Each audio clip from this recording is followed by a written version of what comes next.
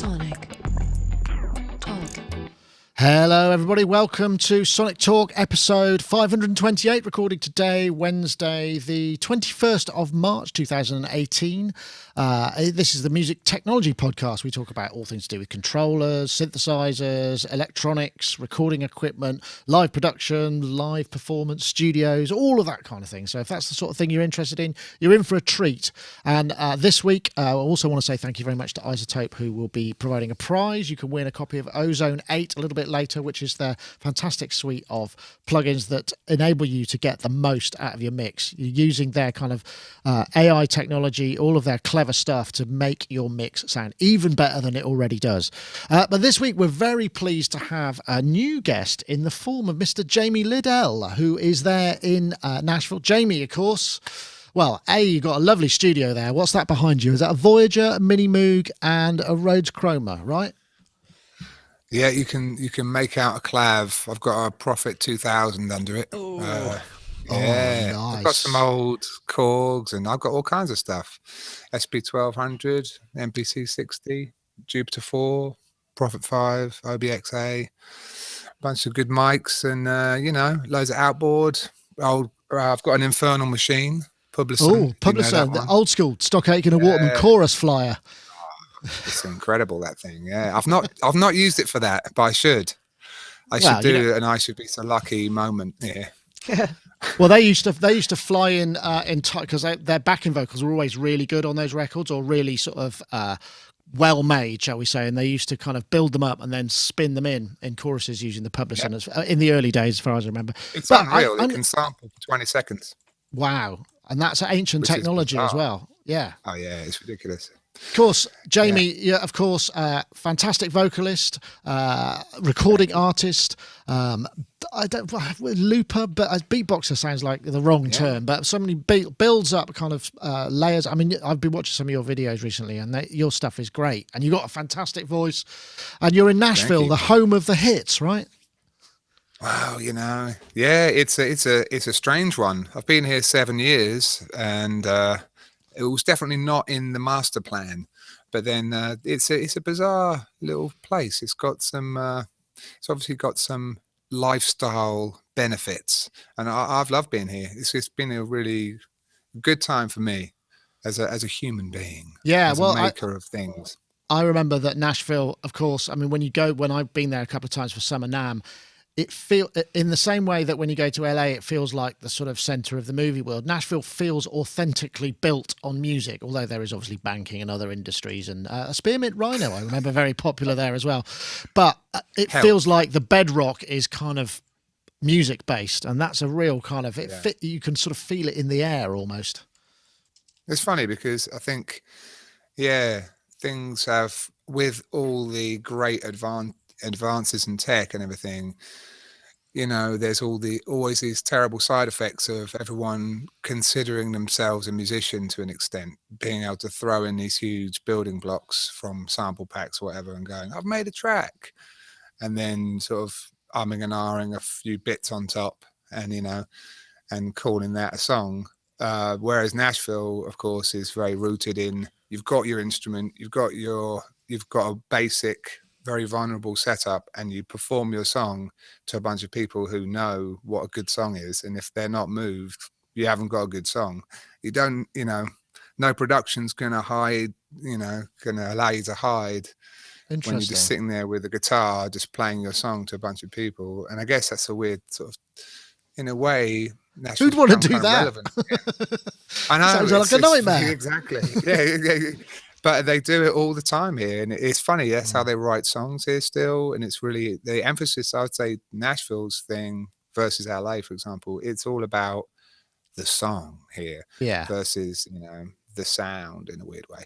So it's cool. I mean, not that that's my approach in here. Obviously, I quite happily hide behind a million like meows, and I don't have any particular rules. Nothing is sacred in here, but at the same time, I do appreciate that I have experienced it, and I'm sure we all have, that you've tried many a times to polish a turd, and you should have basically written a good song and then flushed it, hung all the other stuff on it. Really, they've got it right here. Yeah, you definitely. That's a Anytime candidate. I've That's a had some candidate for the flows. show title there. Just flush it. Yeah. Just flush. Yeah. Just flush Just it. Right. flush. Okay. There we go. And of course, we also have Mr. Gaz Williams, who's here in Bristol. Good grief! It looks like it's sunny. Gaz, of course, bass player, producer. Well, or have you just got like? Is there some sort of nuclear winter going on out there? oh God, don't say that. No. Okay. Forget that. It's coming your way if there is. Yeah, that's true. Yeah. Well, yeah, I'm just so happy to be on the show, and especially with Jamie, because wow, I've been a big fan for a very long time, and I always was really intrigued by the way that you'd sort of combined real kind of classic Staxy Motowny things with kind of crazy technology as well. I loved that, and I thought very few people do that, so that was really what kind of just turned me on to what you're doing. I thought it was brilliant. But I mean, that voice of yours definitely helps. Yeah, absolutely. No, anyway, I mean, sorry. Yes, I would agree. But yes, delighted to be here. Again, it's great. So thank you. I want. That's all right. I wanted to come back to Jamie actually, because obviously new guest, and maybe not everybody knows the kind of thing that you're up to. And I was really curious as to sort of, there's quite a lot of stuff that you do that I just think, how did that kind of happen? Because I mean, essentially, you're very fortunate in the fact you've got a great voice, but you can vocalize things, so that you kind of adopted where did you go from the singing part to getting into the idea of building and layerings via looping? How did you start? Because I know now you're using the sort of Tim XL type flow machine, but what happened before then? Yeah, basically, I signed to Warp Records. I'd always wanted to be on Warp Records. And so I thought, how am I going to get on Warp Records? It's kind of a long story in a way, but I lived in Brighton at the time, and I was kind of seeing Square Pusher and a few characters that were in his orbit on a regular basis. There was this whole sort of Chelmsford crew that I hung out with a lot in Brighton, and one of those guys was a guy called Hardy, who ran a label with this guy Paul Fowler called Spy Mania that put out the original Square Pusher stuff. And those guys were my pals, and we did a lot of kind of odd music, and I was very happy to be making it.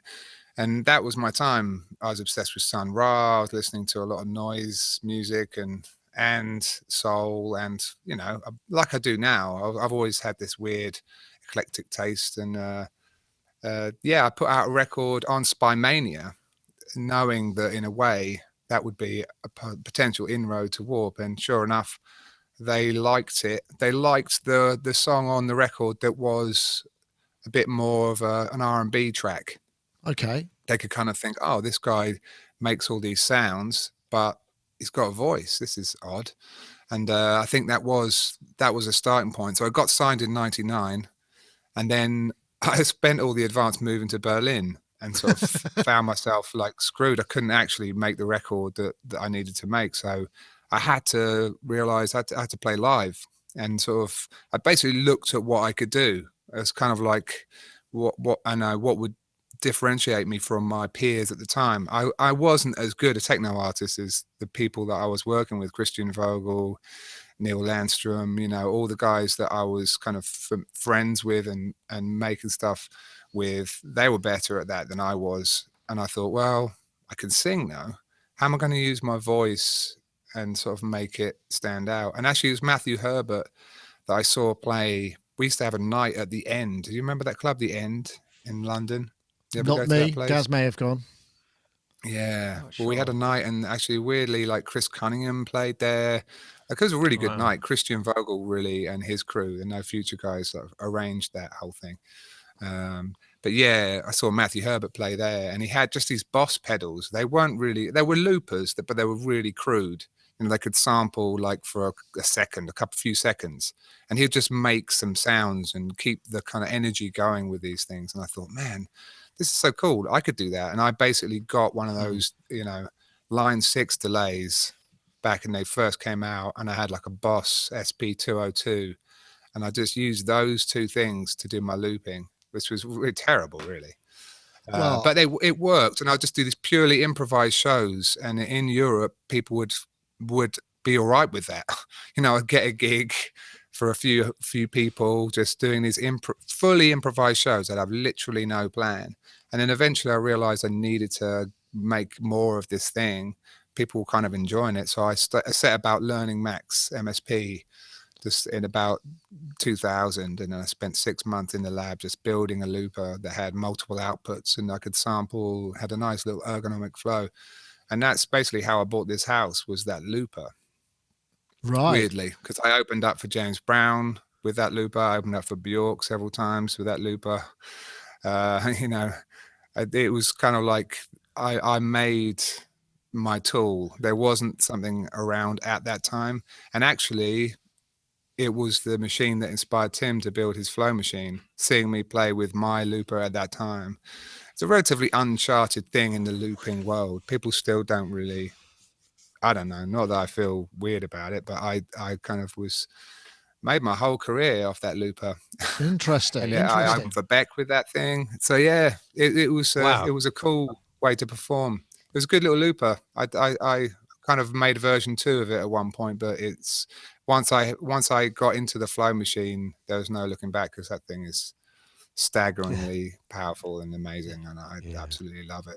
Tim is well, I was watching, there was a thing you did at Red Bull Academy, well worth checking out on YouTube, where you go through it and you're just, it's literally, I mean, the technology is impressive, but it's the fluidity. And this is the thing that I'm really envious of, people who are that fluent. And, you know, brain to mouth is kind of about as short a synaptic distance as it gets.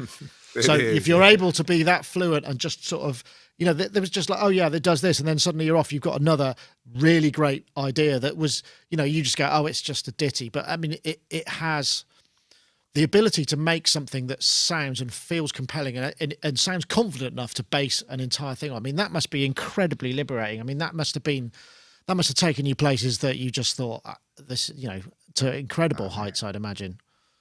I loved my looper, much as Tim's is insanely powerful. My original one had different outputs. So I had like 5 outputs to a console. I have a little Midas. There's actually a good example of it in action where I worked with Nigel Godridge in the basement. It's called. Okay. They did a bunch of video stuff. I was with Beck at the time. And I've got my looper there. It's kind of like, I used to have an MS-20 and a bunch of like Neutron octave pedal and a bunch of other pedals. So once my signals were coming out of the output on the console, I could really like dub it out on the board. And like, that's something that I miss a little bit. I don't have a setup like that in this studio, even though I've got a lot of options. I actually have not really got a great way to use, you know, something like that anymore. And it's true, writing with people as I do a lot more these days, and watching things like, you know, The Fact Against the Clocks and stuff. And I've chatted with Tim about this, and we've kind of had a laugh and just been like, man, these guys are really great at building stuff, but the looper it's just so much quicker than that. You know, you can have an idea in a few seconds, and it's kind of frightening. Talk about, I mean, a lot of them are flush worthy, but you know, but you know quickly when to flush, and sometimes you just keep rolling on something, and if you've got enough patience in a weird way, you can kind of sculpt it into something compelling, like you say. And that's really interesting. Yeah, I love loopers. They're great. How do you, I mean, if you say you're working on either your looper or the flow machine, how does that initial spark of creativity, and, you know, you've built something great, how does that then become the basis of a track? Or do you just kind of go record to 2 and that's it, you know, you're done, and maybe you might add a few things, or or you build things on top? How would that flow work in terms of turning that initial idea into a finished thing? It's funny, it's weird. I've not really, when I worked with Beck on an album of mine. He co-produced my 2010 album Compass, and he really, I think, wanted me to make an album with the looper, because I toured with him using that looper, and I think it blew him away a little bit, just in terms of like what could be done. I mean, especially at that time, obviously looping is something that we're so familiar with now.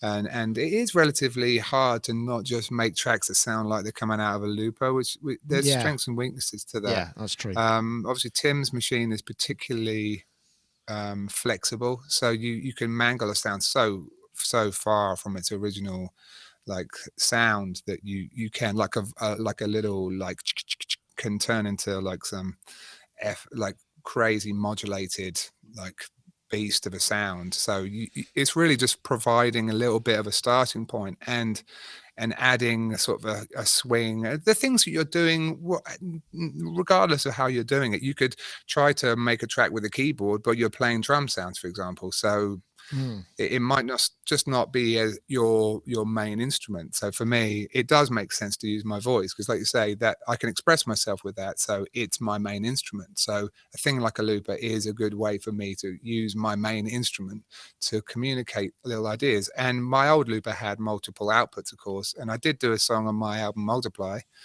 a little bit more, that was completely done with a looper, essentially. And I used to do that song live a lot like that. And, you know, it's one of those things that from time to time, a song really works well as a loop. Right. You know, not all songs work really well like that. But I mean, you know, there's a lot of great songs that just go round and round. And it's a fluidity. I mean, I imagine, you know, working in Nashville, if you're working with songwriters and you sort of break out that, it must be it must be really impressive and move things on quickly. It must be really terrifying for somebody who's not able to move as quickly as that with their chosen set of tools to sort of keep up, you know, because that's the thing. It's like one of the reasons that makes it so compelling is it's just so fast that you just kind of go, wait, I don't know what's going on, and it sort of doesn't matter what's going on really. But in our world, you sort of does have to sound good. Yeah, well, that's true. Yeah, I mean, I think I've had it misfire on me a few times where I've thought, oh, this is going to be a great way to break the ice, but then people have sort of felt like they were just seeing a performance from me, which is definitely not what I wanted. I wanted it to be an inspiring tool, but like you said, it had the exact effect of just making them feel like almost unwelcome at their own party. Yeah, check me out. So you have to be careful. Yeah. That's the thing. You have to do that to do something good, but at the same time, it can be a bit showy. So it's a funny thing. You've got, I think, trying to educate someone to use it as a tool. Some people take to it really well. I mean, it really does on a case by case basis. It's totally like it's actually quite weird. Yeah. Can I ask a question? So I'm working with a looping setup at the moment, and the thing that I'm finding really difficult is to try and improvise. Well, is to try and build an A section going into a B section and trying to get that, you know, like building it from scratch, but doing a distinct A to B shift. And I was just wondering if you had any tips for that. For, you know, yeah, I mean, see what I mean? How to? Yeah, of course. Yeah, I mean, I used to sort of have such a simple looper in the beginning. Tim's looper can do multiple length loops, you know, and they can all be, I mean, now modern loopers allow you to do that. My original one only had a fixed length loop. It was just like a delay line, like a tape loop or something. And what I would do is just make too much information on the first pass, knowing in my mind that I've got the B section recorded. You know what I'm saying? I mean, obviously, if you're doing an actual key shift, that could be awkward. But the key shift, especially, I'll just mute those. Yeah, I'll just mute those parts and just reveal them later. If you're doing a key shift, I think that the secret again is just to mute sections and play the new section in real time. So you mute the musical elements, and I mean, you keep the rhythmic elements constant, mute the harmonic elements, and play the new line live.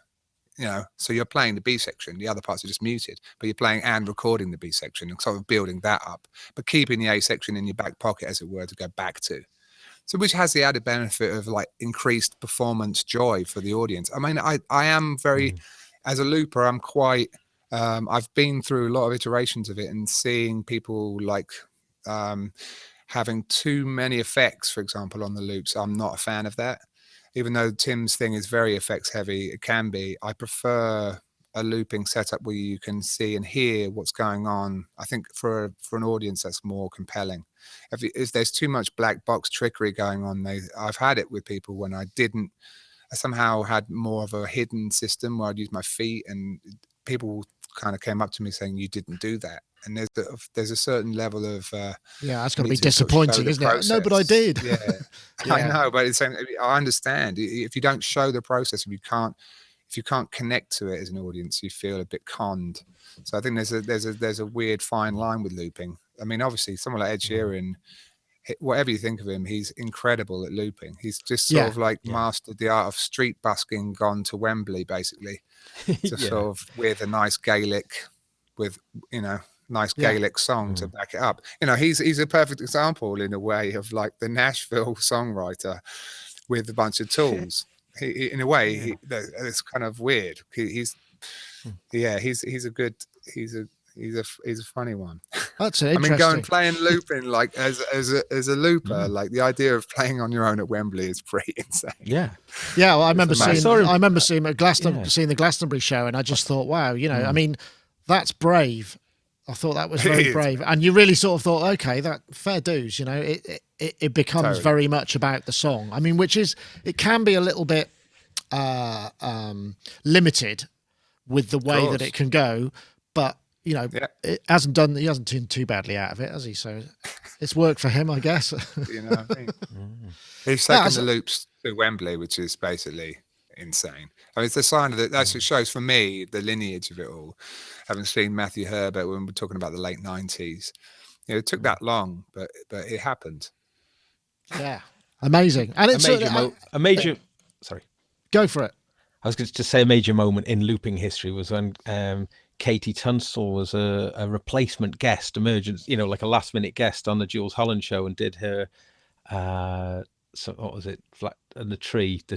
Suddenly I see. Is it that one? I can't remember that. No, before that. Telescope. No. Is it Telescope? Wild. I can't remember what it's called. Something in the tree. The cherry in the tree or something. I can't remember. But she did that really, really well, like a complete arrangement using a looper pedal, and just. And I think, but coming back to your point there, I think everyone could see her doing that, and that sort of black box trickery thing. People could kind of see the skill that she was going on and really appreciated it. But I think from a mainstream point of view, I think in Britain anyway, I think that was a real kind of moment of just, wow, looping has kind of arrived in the mainstream.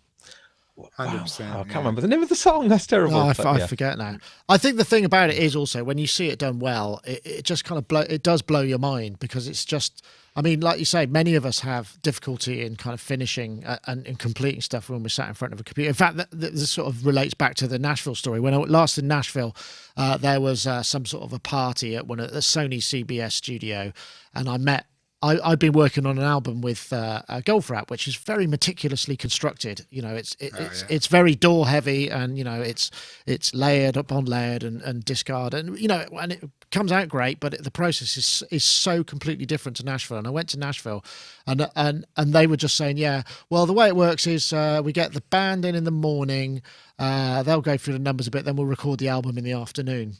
I was just like.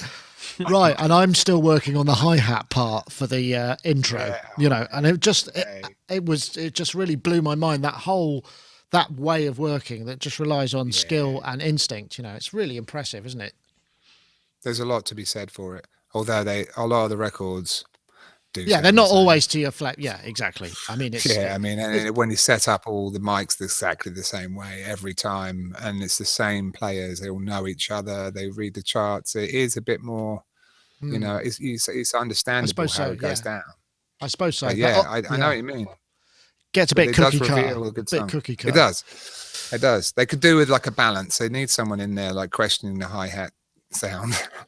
Put a flange on the hi-hat, it will revolutionize, it would just be unthinkable. Music, it'd be called fluntree music or something. There could be like a whole new genre.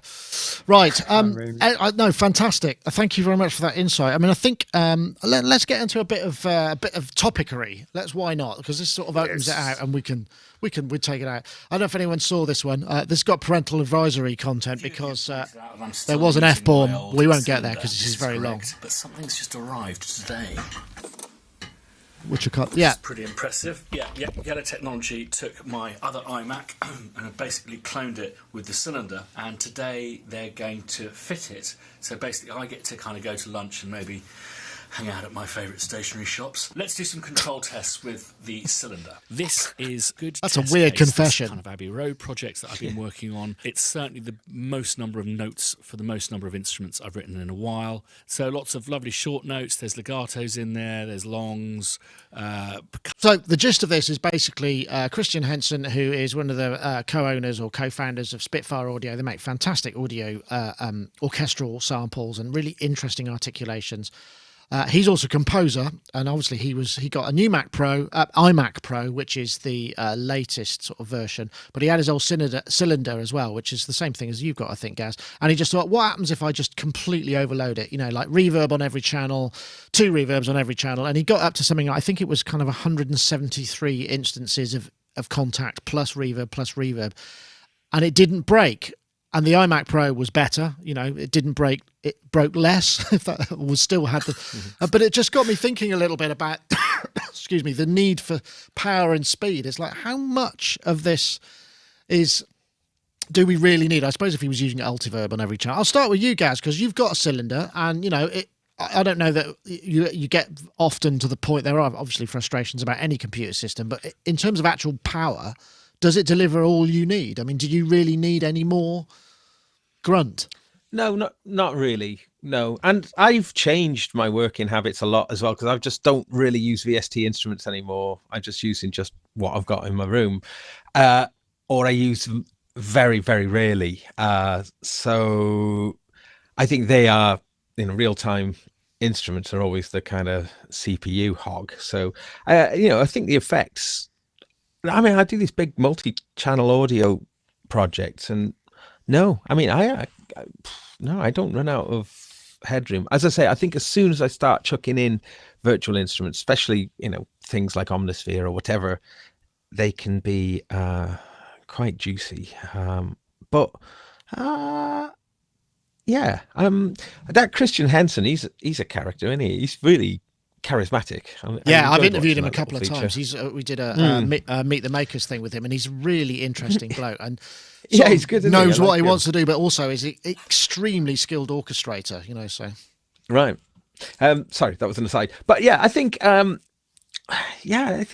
think it's interesting in that we've talked about this over the years, haven't we? When various things have happened, which has kind of given a speed boost to the processing ability, and I mean, I still work at 44.1 24-bit pretty much. I mean, I have dabbled with 96, but I generally come back to 44.1 for a whole host of reasons. And with that, so I guess if you are running 192K and massive sample libraries and all that kind of stuff, you are going to be really kind of chasing the power thing. But for me, I mean, I just want to record like it's 1973, really. You need to go to Nashville. Although they don't go so much to tape, but yeah. I know, Jamie, I mean, I don't know how much power, your previous or any of your looping systems, but I'm guessing there were points at which it was like really pushing the boundaries of what the current CPU could do. I mean, are those kind of issues that are they a problem anymore, or are you right at the top of where you can go anyway with your CPU? Because I mean, here we've only just upgraded our 2009 Mac Pros, and that's for video work. So yeah, now I know. I mean, I'm running everything, and I've done this for a while just off my laptop, and I've got one of those touch bar things, and they're all right, but they're fanny. So that's actually a total nightmare for me. It's really the fan. I mean, it comes down to the fan for me. So it's like I'm glad you clarified that statement. I thought no. Yeah. I thought that was a Nashville phrase that we hadn't got over yet. Like arse, it's a bunch of arse. Yeah. I've changed. I'm a strange bird now. I've been out of England for 18 years, so I'm definitely. Wow. I go back to England and like, where are you from? I'm like, oh man, Mid-Atlantic. Where do I start? Yeah, exactly. I'm lost in the sea. But I mean, yeah, that's the thing. I would like more juice. I mean, it's just kind of. And when those iMac Pros came out, I was kind of like thinking, oh, I could probably, do this with it. I could probably do that with it. And then I just got over the kind of sales pitch that kind of got into my head for a hot minute, thinking, oh, render times are a pain in my ass, especially with the podcast. It takes me a long time to render my podcasts out in a way, but I quite like having a little bit of time to do something else. I mean, you know what I mean? How much time do we really need to save? But yeah, I mean, if I was doing, I can see that there could be new kinds of processes that are not quite possible right now, like real-time spectral stuff that could get really intense and possibly open new sonic doors that possibly, you know, we might need new CPUs for that. But I don't think this current iteration is anywhere near fast enough for that. We're still at the Moore's law problem area, aren't we, with silicon? Yeah, maybe. It was interested you saying that about the podcast. When I answered the question earlier, I was completely filtering that through my music, sort of making part of my computer system, but not thinking about the video editing side of it, which I'm desperate for more processing. Yeah, that's a very different thing. I mean, thing. it's a completely, and I think that's where the iMac Pro is mostly sort of focused at, really, isn't it? But, yeah, I think so. But, you know, I think so. Yeah. I should actually point out, I didn't plug this earlier, but if you go to Jamie Lidell Music, one of the reasons that we got hooked up was you've got a weekly podcast, or an episodic podcast, should we say? Bi-weekly. Bi-weekly, okay, of hang out with audiophiles, and it's interesting. Music people, producers, players, engineers. There's a whole bunch of stuff there. It's great, and it's something that you got in touch with, and you know we posted a news item, which is how we got in touch. So I feel it's only fair. Thanks for that, by the way. Yeah, great. I plug it for you as well.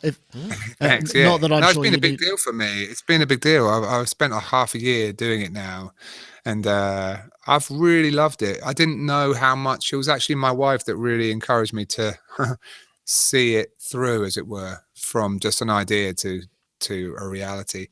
And I've been really loving doing it. It's funny. It will come. Sometimes it will be like it'll be a Friday night, and have been doing some other stuff, and I'll realize, oh man, I've got to get this show together by Monday, and it takes me a couple of nights of, especially being a dad, I only really work at night.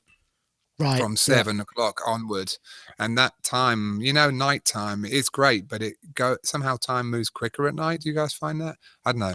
There's sort of some times in the day when time moves slowly, and at night I will look at the clock, and from 7 till 10 it's just gone. So I'll be like, I can either stay up till 2 and just be totally knackered, or I can try and just call it a night at 11:30 or 12 and just do the right thing and get up with everyone in the morning. So yeah, it's been funny just finding time to do it, because it just takes so long to listen and edit the interviews. I try to really edit them a lot, which is something I didn't realize I'd have to do. But obviously, when it comes to listening to people talk for like an hour or something, wow, it's bizarre. Myself included, the tangents that kind of occur in like regular speech are quite bizarre. Tangents? I don't know what on earth they're talking about. Well, as you know, that this podcast is heavily edited post of the fact, so I like to keep everything really tight.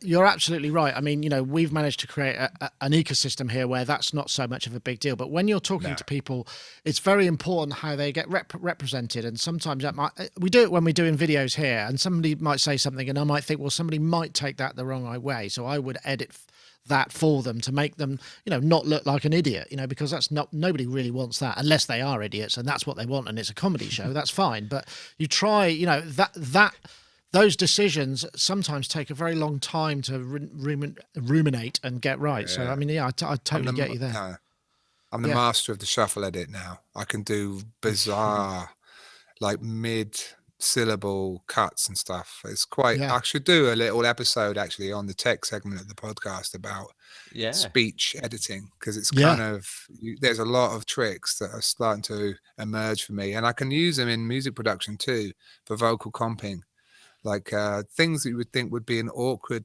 place to splice. They can be the best times to splice, you know.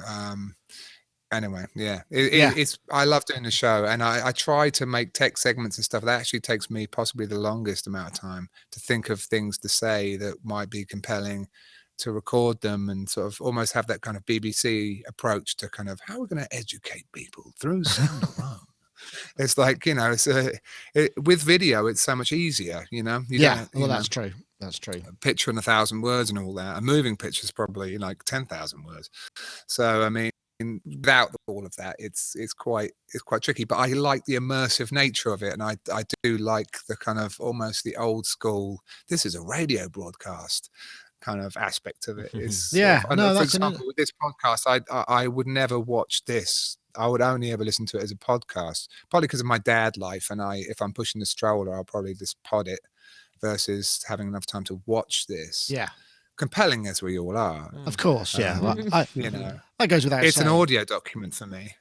Yeah, well, no, and I think that's the case for a lot, because that's how this show started. Just pulling it back to the iMac Pro, in case you were interested in maybe picking one up, they start at 4,900 quid. And this I was looking at this and I was going, I wonder. It's like, let's stick 10 core graphics. Okay, that's 10 grand, and I haven't even upgraded the processor yet. Oh no, that's probably about as fast as that goes. Let's stick. Oh no, that's the first. That's as high as it goes. But that could probably edit a pretty decent Hollywood style movie on it, though, couldn't it? Well, I hope so. Yeah, but you could get like a PC. I mean, I think at video levels, you should be getting PC, shouldn't you? Really? I think you're probably right. It's but you make it work for your setup. Like you've got PCs for this show, right? Yeah, that's right. PC. A PC. So, we went from about 6 Macs to 1 PC and a laptop, which is just spitting out the web pages that we show. So yeah, absolutely. Yeah. I mean, if someone gave me one, I wouldn't say no, but it is so pricey. It's just too much, isn't it? Yeah, I think so. You could buy for most. Yeah, I mean the PC that we run this on, which will handle 4K video, it was about $2,000. You know. I know, that's the thing. I mean, it's nothing like as powerful as that, obviously, but it's powerful enough. Yeah. We should probably interject with some a message from our friends at iZotope, because obviously this is the prize that's coming up. Should point out, those of you who've been waiting, this is Ozone 8.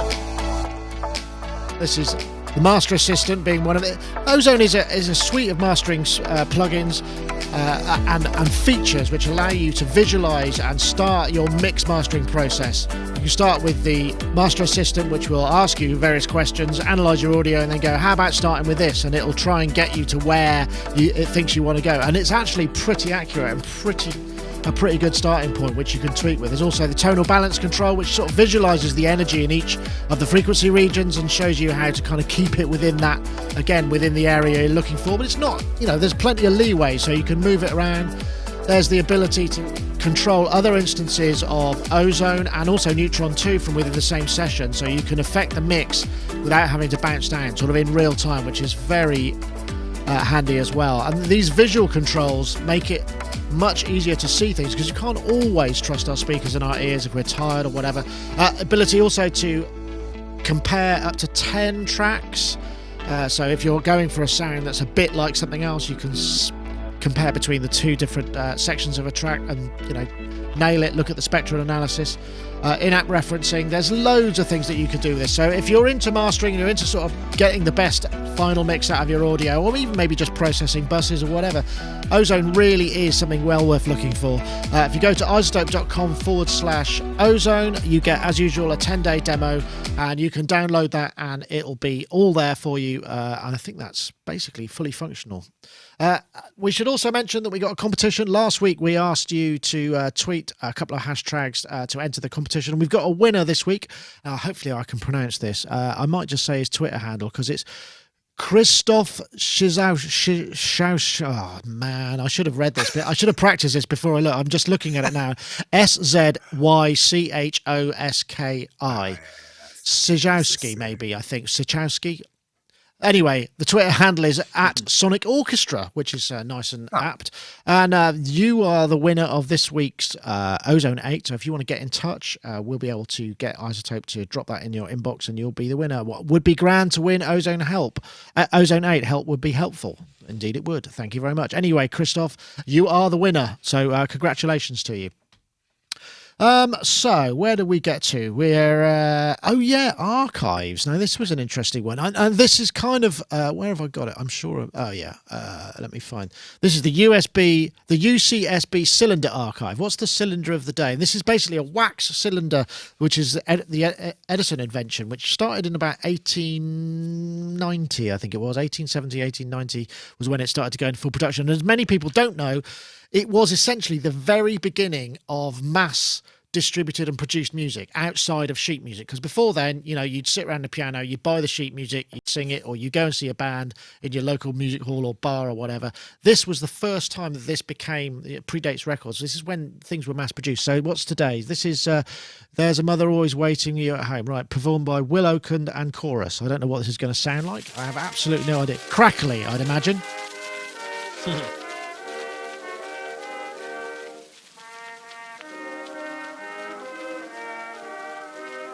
I wonder if there's any vocal. Well, chorus, I'd imagine there will be. Here it comes. So you're going to leave the old home, Jim. Today you're going away. You're going among the cities. I won't not play anymore because there are some commercial licensing issues. But it's just beautiful. There are basically 10,000 of these online. Wow. That have been, and they're free to play. I mean, if you wanted to use them commercially, then it would. But there's just tons. I tried to find some of the oldest ones, and I was sort of thinking, I could make a great headline. Let's check out what the kids were listening to in 1890. But think about it, 1890, 117 years ago. With our recordings here from. I mean, it's astonishing, really, when you think about it. And in terms of archive, it's a great resource. It's the University of Santa Barbara. Well worth looking at. I couldn't find. I was really looking for some Telharmonium or some really early electronic music stuff, and they haven't got any of that, which is a real shame. But there's loads and loads of other things. I don't know, Gaz. Fan of archives? I mean, there are a bunch of them online, but this one is really kind of major. If you can get over, I mean, they're noisy because that's the nature of wax cylinders, but it represents a real huge body of work. I can't help getting like fantasy images as we were listening to that, then just trying to imagine how that recording was actually taking place and what people were wearing and what I love it. I love that. Because all that information, just hearing and that voice was beautiful, wasn't it? Just amazing. So yeah, wow. I'm definitely going to be checking this out. Thanks for the tip off. That's all right. It's very interesting because obviously the way that people sing and play, I imagine a lot of it was going in as it used to. It used to go into like a big funnel, so you get that kind of slightly because the sound is captured and brought in, and the way they stand about, and also pre-amplification. You have to you would sing in a different way, a loud and kind of nasally way, a shouty way almost, to get the sound out. I know. I'm wondering whether in the home of National, where they bake tapes on a regular basis to bring them out of the archives and keep them going. I mean, this is an interesting topic, I think, for me anyway. It's great. It's actually my guest on my most recent podcast, Roger Moutino, has one of those wax cylinder players. So I've heard one like in person, sort of playing back, and it's undeniably a magical experience for a lot of reasons, isn't it? Just not just the history, but just the sound is something that we're so familiar with. Is this brilliant tonal quality that sort of makes mid-range. Just mid-range. I mean, it makes you realize mid-range used to be.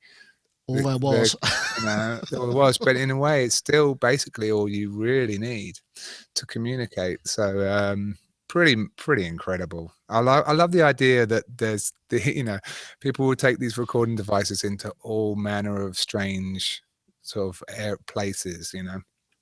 Pop it down, and everyone's crowded around. It would be amazing to see like photographs of the sessions as well, just to see where everyone was and like what kind of rooms they were in, and just their reactions to this weird device. There's just the idea that it was so novel is something that obviously, having a 2-year-old and stuff, accessing all music ever made on Spotify with the kind of demanding, thing of like, let's have a listen to Lee Perry now, Dad. Let's have a listen to this. It's kind of like, when you've only got such a limited thing, it's like makes it so magical, doesn't it? I've just found a video of what it looks like. This is a recreation. Hold on. So I think there he goes. He's singing down a great big trumpet. This is so cool. And it's a wind-up sort of. Yep. Even dressed the Do a part. song called Hesitation Blues. Nice pause there as well. Reverend Gary Davis did this, blind Reverend Gary Davis, who was Okay, let's get on with it. You've probably heard Nope. the term cut a record. Have you ever heard that term? We're literally cutting a record here. I like your thing, cutting a hottie. Waxing a hottie. I thought that's what it was. Waxing a hottie. Waxing, That's way I'm better. pretty sure waxing a hottie. It came out because it was, waxing a hot. When we always used to get phone calls when, as inevitably when you're remixing and you're doing that kind of thing that isn't actually creative, it's just the sort of tinkering for hours.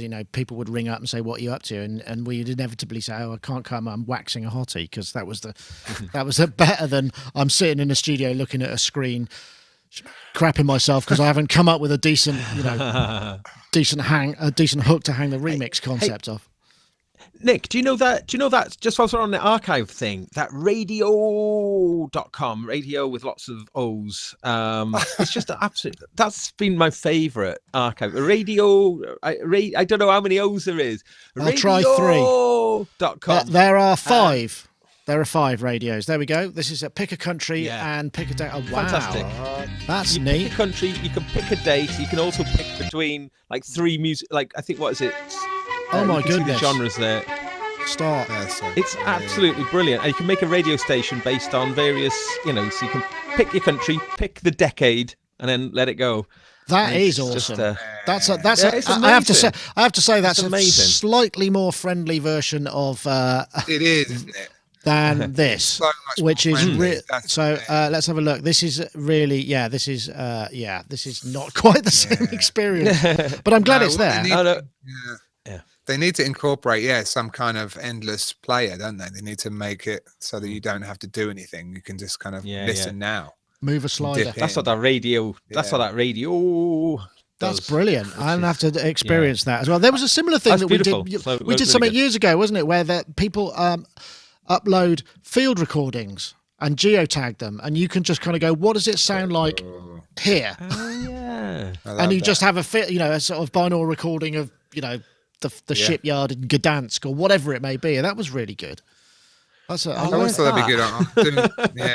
That's really cool. Yeah. Doing tours of America, I always thought would be nice when you wake up in a strange place, and it'll be cool just to have. I guess it's kind of like a Wikipedia, almost audio Wikipedia, isn't it? It's like, where are we now? It's like, well, some of these songs were recorded just around the corner, and it's like getting a sort of audio history of the place you're in, just sort of relative to where you are, and it'll kind of know all that stuff. But I mean, all that technology is basically coming, isn't it? I suppose so. I mean, the thing that's very interesting as well about audio is, our brains are incredibly fast at identifying patterns and recognizing audio signatures of things. We can, that's why people can go, "Oh, that's a Lindrum," or "That's a," it's an amazingly, we're amazingly sensitive at that. So it makes sense to use that. It's almost like, in the same way that perfume is used to evoke memories of a time and a place. The sound can do the same thing, and I think wouldn't be a bad idea, perhaps. Maybe I'm sure the problem is you could. That would be great. I know if my phone's just recording all the time, so I've always got a record of it, and I can go, "Oh, what was I doing?" But then again, you got privacy issues and all of that stuff, which is very current. So, When do you think nasal field recorders are going to come out? nasal field recorders. Yeah. Do you think Zoom? The Zoom will be we've had it in ear. Maybe we'll have it in nose. Just like a in nose, just to, because I think Zoom probably have got one. Gaz, you're looking even more biblical at the moment. That's just like. Oh, I don't think I've got a choral sample we can put underneath that. This is going to be light and then maybe a mouth. Oh, hold on. Can you do that again? I'm going to take that. I figured out how to get a screen capture of that, so I'm going to get that. Yeah, excellent. Thank you, Gaz. Eating lighting. I don't know. I mean, archiving is important, isn't it? I mean, you obviously with your moves. What have you done with your archives? I mean, do you have everything you ever had, or do some things fall? I've got loads of stuff on DAT that I was probably never going to see the light of day. I've got things on, do you bother, or do you just try and limit it to the projects or the products that are kind of relevant to your current time and place.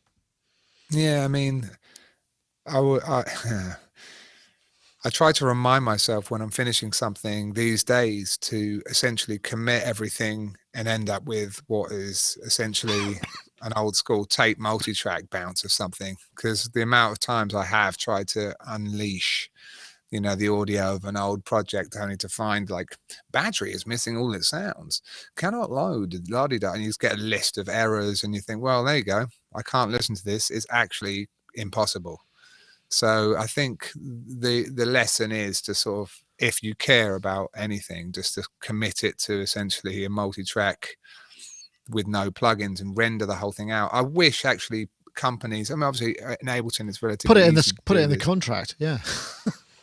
Yeah, I would do. I've you know, I've been making sample packs recently, and it actually is something that's super handy. And I made a thing as well. I don't know if you ever caught wind of this. It's called Needle Drop, and it's essentially you can throw audio into an iTunes playlist. And what's cool about iTunes is you could take. Well, I did this for my last album. You can take a folder that represents everything that is an album. You know, all of the notes, all of the lyrics, all of the audio, all the sessions and everything.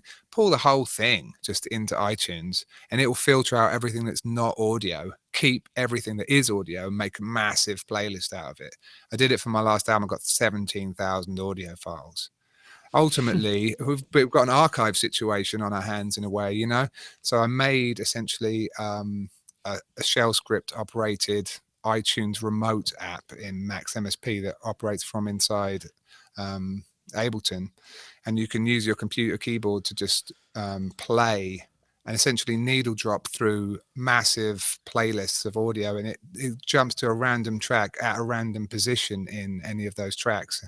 Literally lets you hyperspace through audio, and when you hit record it makes a new track in Ableton, names it with the name of the actual track and, you know, the artist and the track name each time, and then sends each one to a simpler, chops up the audio using more shell script and crazy devious Max programming, and then you've got a way to make music from recordings that you've already made that are basically forgotten. So I kind of it's like kind of finding the hidden gems in your own archive is actually an issue. So I made this hyperspace needle dropper to kind of counteract the problem. It's available on the Max for Live devices. You can, you know, that Max for Live kind of website that's got all of those devices. It's available there, and on one of my show notes I've got a link to it. Not many people use it because it's quite convoluted to set up in a way, but when it works, it's pretty crazy. You can come up with what I wanted to do is a kind of an Eno style like some way to get over this kind of blank slate problem of creating a song and having sounds. You essentially, I wanted to make a version of it that you just open a patch, an Ableton session, and it would essentially do all of that for you. It would play random tracks, record them onto simplers, and then delete the iTunes remote, and all you'd have in your session is 8 simplers all loaded with and sounds that have already been chopped up that are in your playlists and stuff, and then you have like a template of sounds to make music with. That's an interesting idea. Really sort of like an auto inspire button. Auto inspire, yeah, that we can all do with that one. I think the other thing that would probably make sense is if there was a standard sort of XML format that you could, if you just did collect all and save, which is an Ableton thing, but not only did that bring everything together in a folder, it also made copies of all the plugins you used or saved presets of plugins that were used, even if they weren't even if they were not actually modified. So you have all of that stuff in a structured form. So the worst case scenario, you could reload it and load the plugins in. You know, I mean, obviously, or collect all and bounce maybe, so that everything that is a virtual instrument or that has real effects processing just stems out, and you just go dunk, and it just goes, yeah, that's sorted. Don't worry, I've made an archive session with everything bounced, everything done like this, and that can go and live somewhere maybe. I mean, it takes time. You've got to be careful with stemming, and you can bounce all individual tracks, but if your sessions in Ableton are complicated, they have more grouping and effects on the groups, and doing that won't actually bring back the sound of the session. You've got to just physically take the time to think, what do I do to bring this thing back? Do I just and I think what I love about Ableton 10 is the groups within groups. So I've been doing a lot of that recently. Just stem making is great. You can just go, these are all the basses, these are all the drums. That would be enough for me to bring this guy back. It won't be everything, but if I wanted to press play on it and then say I can separate the drums, then I could. Maybe that's the more sensible way of archiving. We just kind of turn 128 tracks, or whatever this stupid modern track count is these days, into essentially 8 tracks, 16 tracks, like a reasonable old school session. Oh, right. So with grouping, because you've got groups within groups, that means that you can just go all of these in a group, and then you can bust that group out as a bounce. Is that what you're saying? Well, in Ableton, you can just bounce selected tracks. So you could just have selected tracks over an area of time and just go only bounce these. And if they're only groups, then it just bounces those. Mm-hmm. The only thing that you don't have is the master bus effects, which in my case is actually a big deal. So then you're sort of scuppered.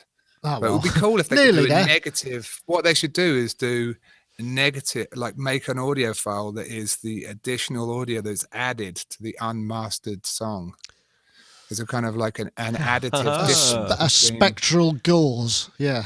Yeah, difference between the pre and post. Wow. Yeah, that's great. That's a thing you could actually do. Never thought of that before. I don't know. If that's possible, then you could always have that to sort of spy as a parallel almost. You know. Wow. Okay. So. Tangents. Right. I'm good at tangents. That's brilliant. Medusa. Yeah, we're going to do Medusa because I know Gaz is very keen on this. This we haven't got much. We haven't got much to go on yet, and I have tried to get a bit of extra love out of my Dreadbox contact, but unfortunately, so this is. I mean, Dreadbox, as you know, we're very big fans, or at least I am, and I know Gaz is, of the Dreadbox synthesizers. And Polyend is looking pretty happening in terms of the sequence. In fact, Jamie, I'm pretty sure you've got one of those. Yeah. And this is a combination of both of those technologies in some form, and I'm kind of quite excited about this. We're going to have to wait till. I had a little tip off about this in Namisi from the Polyend guys, who are really smart cookies. I mean, those guys are, they were brilliant. And what they've done here with the Medusa, because the Medusa, of course, was announced last year with an image of what it was going to look like. So pretty much everyone had it sort of, thought they knew what was coming. And the image that was released, you could see it all. So you could see all of the features, all of the knobs, all of the panels, everything as it was. Now this is completely different. And what happened, and this is what the Polyend guys told me, was that because in the originals it just had a very small section that said sort of sequencer by Polyend. But I think they just decided, look, if we're going to do this, let's really do it. And I'm just so impressed that this small Greek company, this small Polish company have just thought, we can do this and we can take on the best in the business. And so I'm super excited about this because, the Polyend guys, as I mentioned, very clever, and they're bringing their sort of software and sort of digital know-how, and Dreadbox are bringing their analog and sort of synth voicing know-how. And I think it's, wow. It's going to be interesting. I mean, it kind of looks, at first look, I mean, I'm guessing it's probably a mono or maybe a paraphonic. It kind of looks a bit like what the Circuit Mono Station could have been if it had enough pads and a better synth, maybe. I don't know. Jamie, have I seen that you've got a Polyend somewhere? Or there was a video where there was a Polyend sequel. Yeah. How would you say it? Sequel? Beautiful. They've been very nice. They've been giving me these things, and I've got to say they're superb. I love everything about the way they think about their products. They arrive and they're so tantalizing. The packaging is so great, and the build quality is so nice, and they really work. So yeah, I've been enjoying the Perk Pro and the Seek. Yeah, I know. I look forward to this. It seems like quite a slim. Yeah. I mean, looking at my old polysynths, I'm like, how do you get the circuits in a box that small? But people I'm wondering because I know I've spoken with Yanis a couple of times, who's the head guy that we did a Meet the Makers with him as well, and he was, all of their stuff has been hand built basically for a very long time, and I think they were running into that kind of the bridge where it's like, I can't make enough of them with people with soldering irons. I don't really want to go surface mount technology. So they're sort of working on this concept of, maybe figuring out how to make things in a more mass produced fashion. And maybe this is one of the first things about that. Do you know anything about the synth, Gaz? Because I don't know anything about it at all. I think what happened was, I think it was pretty much, they'd pretty much figured it out in its original form, but in this back and forward, both of them, both Polyend and Dreadbox, have just kind of increased the functionality. Now, I don't know more than that, I'm afraid, but I know that it's going to do a lot more than what it originally okay. So this was the original Medusa. That's it. Yeah. Okay. Yes, I remember we did some, and, which has a very similar in look to the Abyss, hasn't it? It's got the same sort of ethic. And you can sort of see combination of the Nyx and the Erebus and but what I think's interesting as well is that like the new Behringer neutron, I think has definitely been influenced by the Erebus. Yeah, and so it's interesting that the Dreadbox are going in a different direction. So sort of because I was a little bit thinking, when the neutron came out, I was like, is this going to affect what Dreadbox are doing? But this, they don't make the Erebus anymore, I suppose. They've stopped the Erebus, haven't they? And sort of like this now looks like they're just, I don't know, grabbing the bull by the horns and going, right, let's do this. Let's make something really, really cool. So and it's not far away, is it? We'll be at Super Booth, of course, and we'll be heading to Dreadbox as soon as we possibly can to check that out.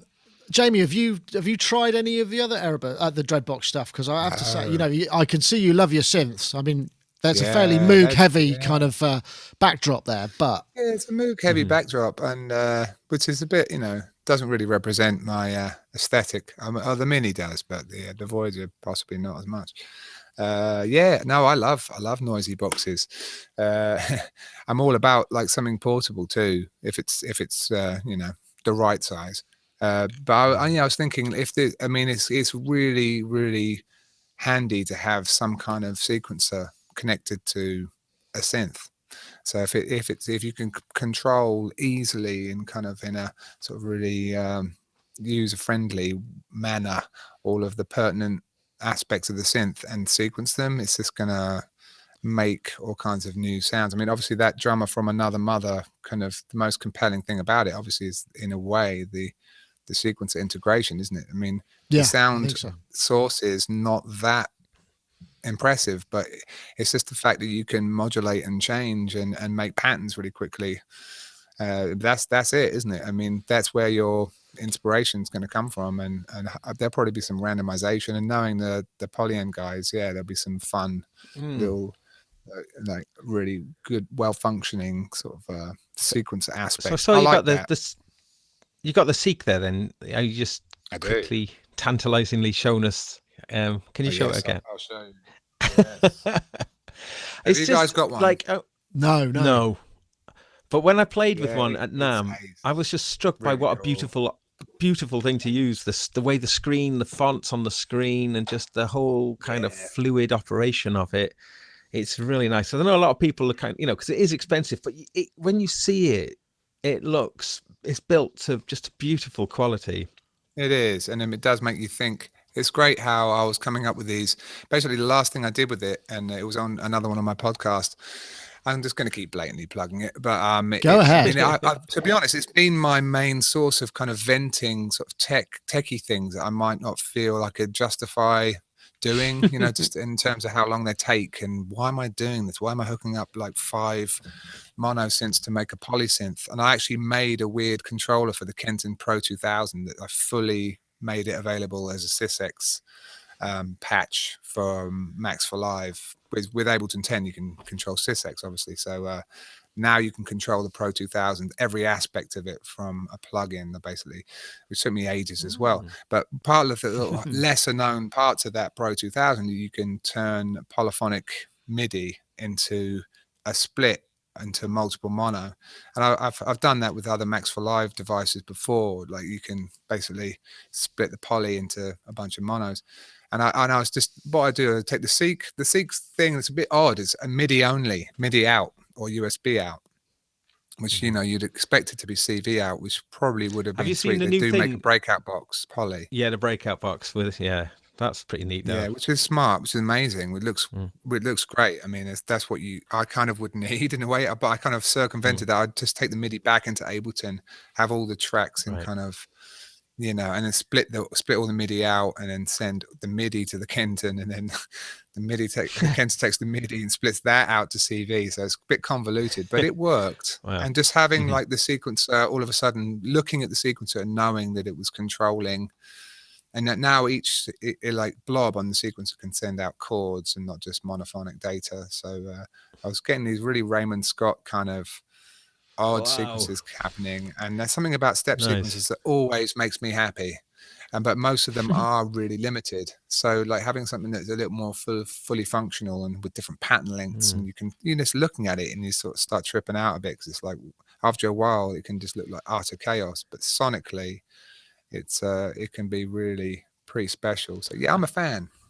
Excellent. I think there's a time multiplier coming for the different tracks on the Seek as well soon, so you can run them in, like all at different rates, which I think will. That kind of stuff is everything on one of these sequences. I mean, because otherwise if you're just keeping it really loopy and it kind of feels like a push, but it's way more impressive when it's doing the multi things. And I'm personally a big fan of like bringing a chaos into this stuff, but it's good stuff. They're gonna this box is definitely gonna turn some heads. Good on them, man. They're such good people. They deserve the success. And it was funny when I was interviewing Susan Rogers and she was talking about Prince. She was Prince's engineer. I'm now happy to go on record to say that I think that Susan Rogers was Prince's producer for Purple Rain, Parades, and Around the World in a Day, and Sign of the Times. Because it's no coincidence that she was involved in all those records. They were Prince's greatest work, without question.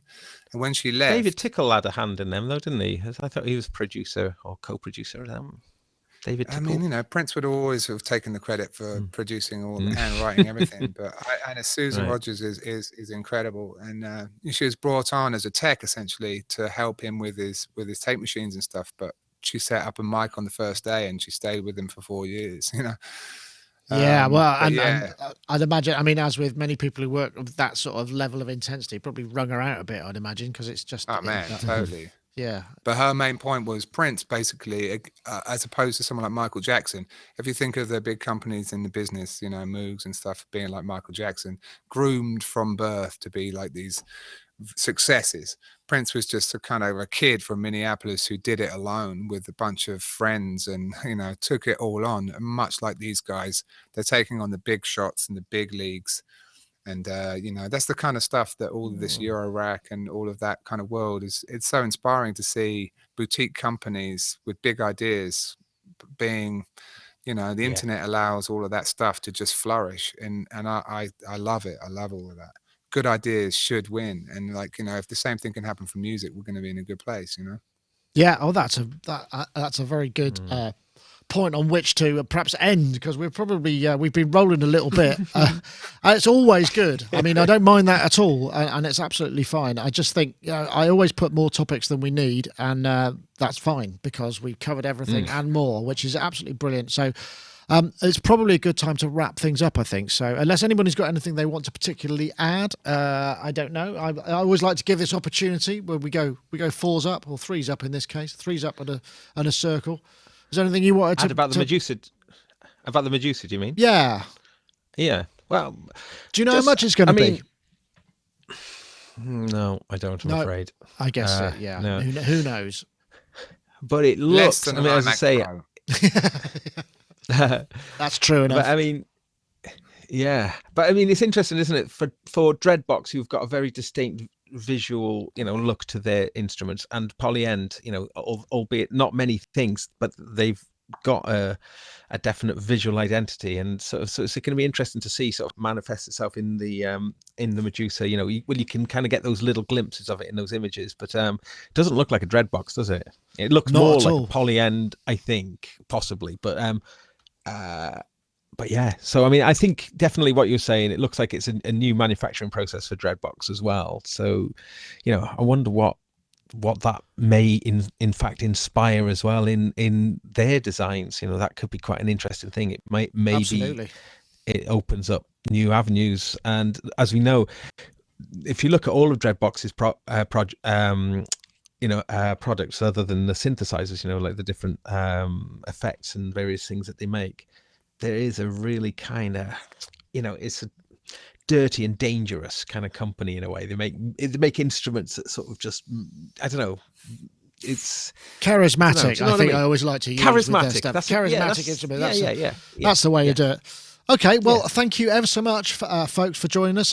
Thank you so much, Jamie, for joining us at such short notice, and very happy to have you anytime you're ready. You're off. What's next for you, anyway? Before you go. Yeah, I'm off to LA on Friday. Got a bunch more co-writes and interviews for the podcast, and just kind of balancing it all with the dad life and the studio life, and loving it. Springtime's beautiful here, so I'm in a happy place before the insanity of summer. So this is the time to enjoy Nashville at its finest. When it comes to Nashville, now is the time, definitely. Yeah. So no, thanks so much for having me on. I'm a big fan of you guys. This is a real treat. You're more than welcome, and anytime if I can certainly add you to the topics list, and just feel free to jump on any time. It's always a pleasure to have new blood, as it were. Yeah, by all means. Thank you, James. Thank you very much. Don't forget, if you want to check out what James is up to, you want to get over to Jamie Lidell Music or at Jamie Lidell on. There's Susan Rogers. In fact, is Susan Rogers. Yeah. Hold on. What do you prefer, Jamie? Is it Lidell or Lidell? What's your preference? Well, my actual name is Lidell. So when kids at school would say, "Hey, Lidell." Lidell. They sort of shorten my name to Lidell, so it's ultimately Lidell. Right. Lidell. Ultimately, I figured if I was going to have an artist name, people were going to bludgeon my name like they used to at school. So I'd like curtail it for less bludgeoning. But it's since spawned, many a phonetic variation, which I find amusing, because ultimately. Did I say Lidl? Did I say Lidl there? You say Lidl. That was great. That's great. I mean, ultimately, that's what I'm saying. I just don't care. It works. It's got. It's. It is what it is. Okay. Brilliant. Well, thank you very much, Jamie. And always a pleasure to have a man of your caliber on, which I also mispronounced. Also, Mr. Gaz Williams, thank you for joining us too. Much appreciated. Cool. We'll off to the stationery shops, guys. Stationery shops, yeah. No, I've got to hang out at my favourite stationery shop. I do like stationery, but not enough to maybe use up much of my spare time with it. Now, luggage would be a different matter, but stationery. Yes. I don't own much luggage. I don't know why. I mean, I think the last luggage I bought was some cases for NAMM for our cameras, and before that was probably years before. But But there you go, guys. You know what to get for Christmas. Yeah, some sort of injection molded plastic PVC case for equipment. That's the sort of thing. I have to say though, when you get like a good bit of luggage, like the other day, I just bought a Roland FCB 300 foot controller. Brilliant thing. But when I went to get it, it came in a special Roland carry bag, and like as chuffed as I was with the pedal, I was just super chuffed with the bag. The carrier bag. That's the thing, the UAD, like that. I remember I did quite a lot of work with Universal Audio. I did a video for them, and we'd been chummy for a while. And one of my friend's bandmates was saying, "What about a carry case for the little twin or whatever?" It's something that these companies can overlook. It's really important, actually. Definitely. It's sort of like you spend a fair bit of money on these boxes, and then I'm having that issue now going to LA. I want to throw a bunch of my stuff in my bag for traveling. Luggage solutions are needed. Yeah. So I need. I can't look up the bubble wrap it. I mean, back in the techno days, you'd throw everything in a Samsonite and just throw your underwear around an SP1200. It's travesty, really, to think we used to do that. But that's what used to happen. Yes, that old SP1200 smell. Yeah, can't beat exactly. For sale, used. Used in various ways. But it's we need packing solutions. Next episode, I look forward to it. I'll do my research. Luggage, a luggage special. Yeah, that you can. What's the best If luggage? you want the viewership to go through the roof. Yeah, This luggage special. That's right, yeah. Okay. Well, thank you very much, Jamie. A pleasure having you, as I say, and we will see you all next time.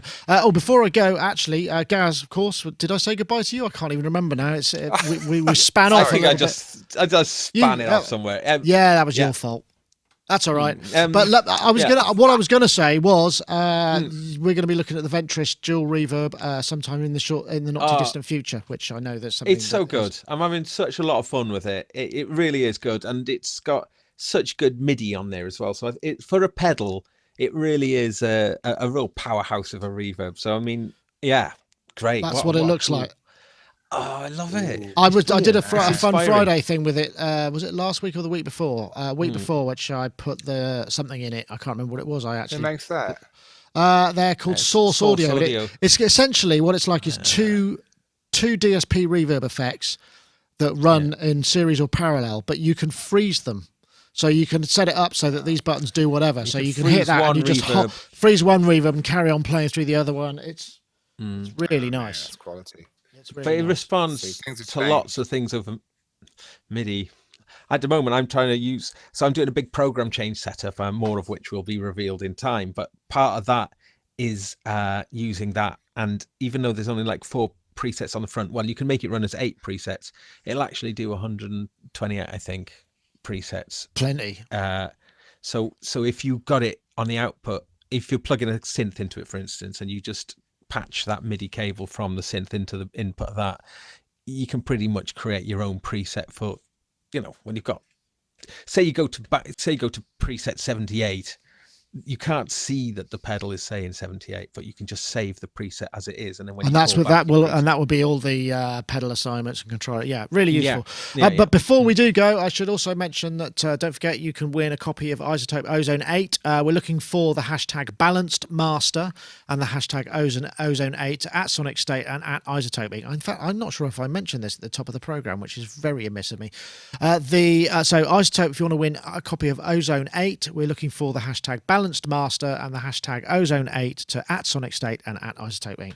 Anyway, that's it for this time. I want to say thank you very much to our guests. We'll see you all in the next available opportunity. Thanks for watching. See you next time.